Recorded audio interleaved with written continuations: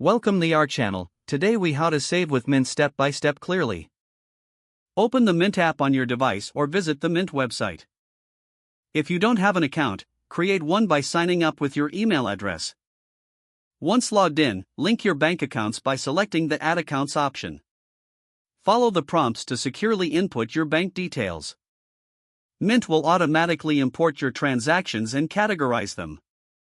Review the suggested categories to ensure accuracy. Next, set up your budget by clicking on the Budgets tab. Enter your expected income and expenses for each category. Consider your past spending to create realistic budget limits. Once your budget is set, track your spending regularly. Check the Transactions tab to see daily spending in real time.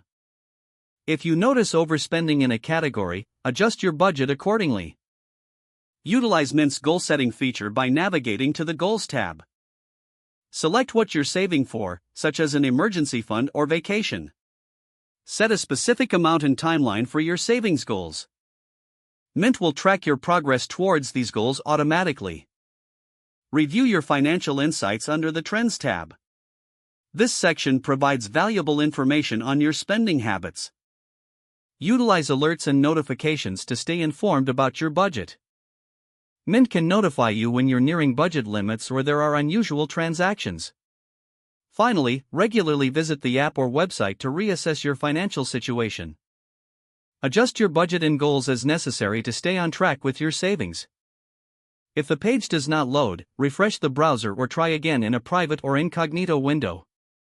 Make sure you are using the correct email address, then retype it carefully to avoid small typos. If your password is not accepted, use the reset option and create a new strong password you can remember. Check your spam folder for verification or security emails, then complete any requested confirmation steps. Enable two-factor authentication if available to improve account security and reduce unauthorized access risk. After signing in, review your profile details so your contact information and settings are accurate and current. Don't forget to like this video and subscribe to our channel for more step-by-step tech guides.